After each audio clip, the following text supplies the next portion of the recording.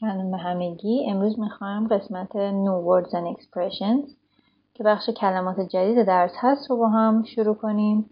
لطفاً برید به صفحه 20 کتابتون و یک دور به تلفظ این کلمات و جملات دقت کنین تا بعد دونه دونه معنی و کاربردشون رو با هم بررسی کنیم. New words and expressions. A. Look, read and practice. We live on Earth. A tiger is a wild animal. I went to Golestan Forest last year. They're destroying the jungle. The Persian lion died out about 75 years ago. Pay attention. Don't swim here.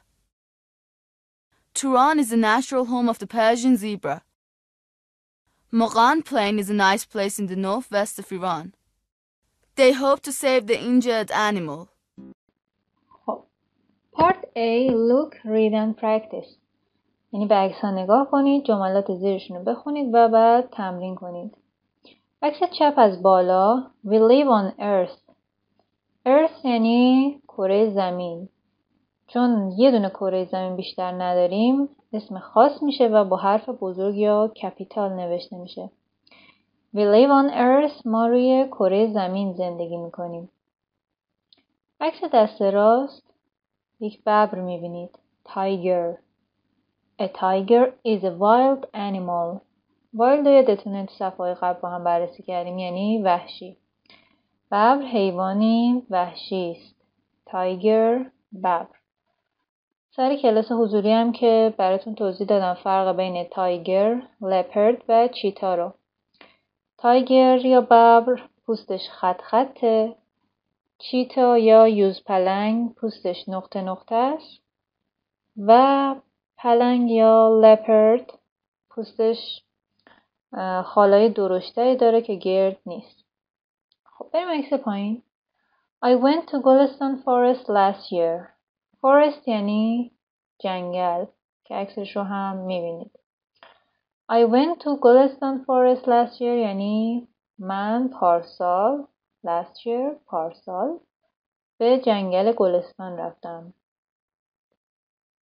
عکس بعدی. They are destroying the jungle. destroy فعل بچه ها یعنی خراب کردن، از بین بردن.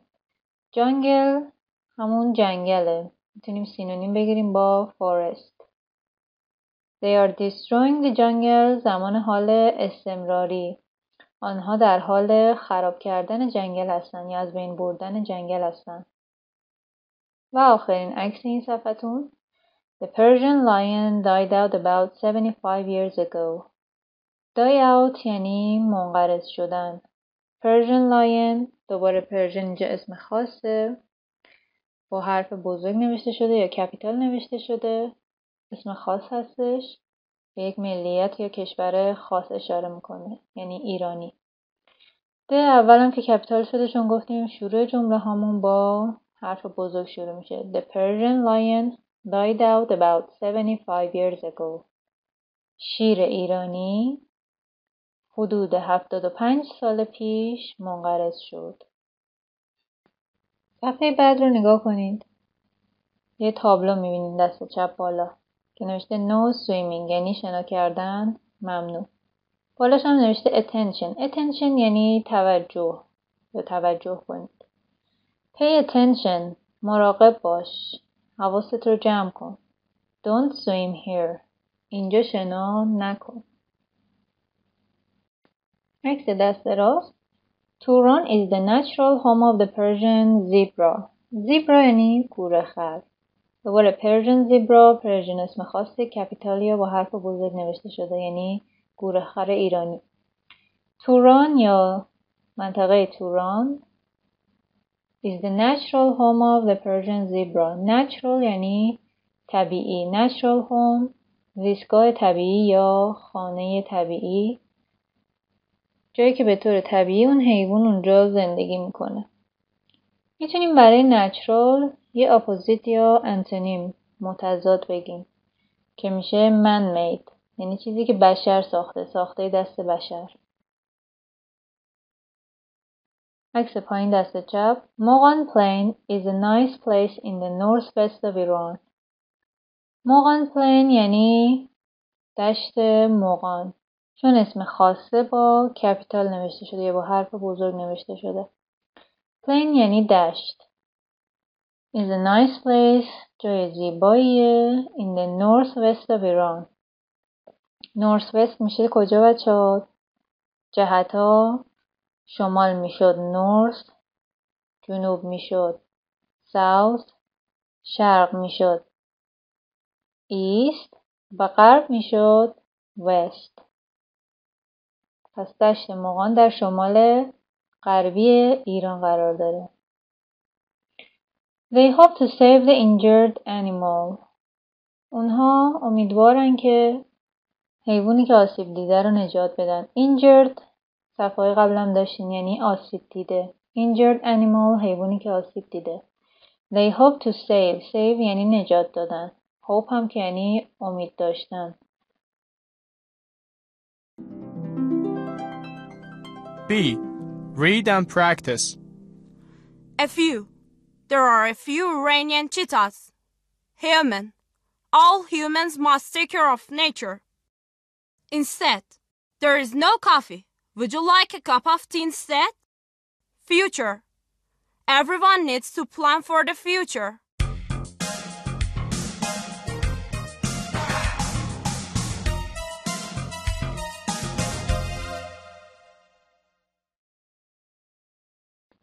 Part B. Read and practice. A few. Not many. A small number of things or people. A few یعنی تعداد کمی. Not many یعنی تعداد زیادی نه. A small number of things or people. تعداد کمی از چیزهای آدم ها. There are a few Iranian cheetahs. تنها تعداد کمی چیتا یا یوزپلنگ ایرانی وجود داره. There are یعنی وجود داشتن. دوباره ببینین Iranian اسم خاصه اشاره به کشور یا ملیت خاصی داره. کپیتال یا با حرف بزرگ نوشته شده. Human. Human is a person. Human یعنی آدم. A person میتونه سینونیمش باشه که باز یعنی آدم، انسان. All humans must take care of nature. همه انسان ها باید از طبیعت مراقبت کنن. Take care یعنی مراقبت کردن. Instead. In place of someone or something else. Instead یعنی به جای، در عوض. In place of someone or something else. به جای کسی یا چیز دیگری. There's no coffee. Would you like a cup of tea instead? میگه قهوه تموم شده. دیگه قهوه نداریم. دوست داری که به جاش یه فنجون چای بخوری؟ یا به جاش یه فنجون چای میخوای؟ عکسو ببینید. He doesn't like his car. اون از ماشینش خوشش نمیاد. He wants a bike instead. به جاش در عوضش یه دوچرخه میخواد. کلمه آخر future هست. Future means the time after now. همونطور که تو عکس میبینید now یا present یعنی حال، الان، اکنون. Future میشه آینده و past هم که میشه گذشته. پس future آینده. Everyone needs to plan for the future. همه نیاز دارن که برای آیندهشون برنامه ریزی کنن. Plan for یعنی برنامه ریزی کردن. Plan برنامه ریزی کردن که با حرف for به کار میره. برای چیزی برنامه ریزی کردن.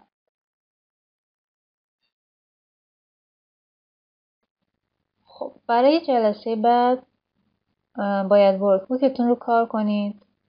صفحه 14 ورکبوکتون Part 3 Vocabulary.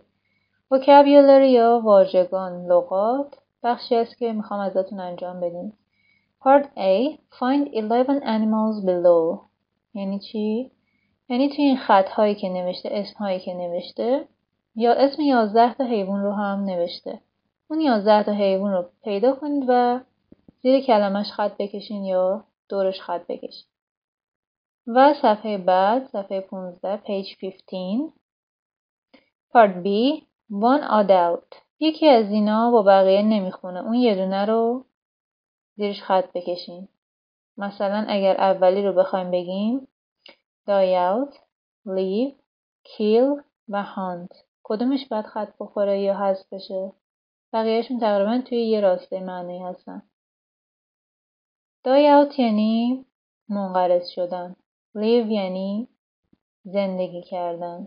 kill یعنی کشتن و hunt یعنی شکار کردن. پس live با بقیهشون فرق میکنه. بقیهشون باعث از بین بردن حیوونا میشن ولی live به معنی زندگی کردنه. با بقیهشون متفاوت. هومورک دیگه‌ای که دارین یا تکلیف دیگه‌ای که دارین اینه که از این 13 کلمه جدیدی که امروز با هم کار کردیم از هر کدومشون 10 بار بنویسین. اینجا توی لیست براتون نوشتم، لطفا مثل همین بنویسین. ببینید مثلا کلمه سوم از بالا فورست توی کتابتون کپیتاله یا با حرف بزرگه، ولی ازتون میخوام که شما حالت عادیشو بنویسین، چون اینجا به جنگل خاصی اشاره نمی‌کنیم که نیاز باشه کپیتال نوشته بشه.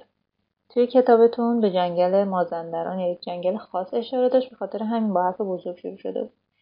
به غیر از ارث که کلا با حرف بزرگ نوشته میشه، بقیه‌شون رو لطفاً با حرف کوچیک بنویسین. و اینکه فعل‌ها رو هم به شکل سادهشون براتون نوشتم که باهاش آشنا بشید تا بعد بتونید به هر زمانی که خواستین ببریدشون. پس یه بار با هم مرور کنیم. earth, tiger, forest, destroy, die out, attention, natural, plain, hope, a few, human, instead, future. پس از هر کدوم از اینا 10 بار لطفاً بنویسین. خب پس هومورکتون شد 2 صفحه ورکبوک و نوشتن اینها. کاری که میکنین برای هفته دیگه از تک تک این صفحات عکس میگیرین و بعد من اسم چند نفرتون رو توی گروه صدا میکنم تا تکالیفتون رو به اشتراک بذارین با بقیه دوستانتون و من هم یک نمره کلاسی براتون در نظر گرفتم که بعد از دیدن تکالیف هر هفته چند نفری که اسمشون رو میخونم نمره تکلیف میگیرن تا اینجوری بتونیم یه نمره هم داشته باشیم. ممنون.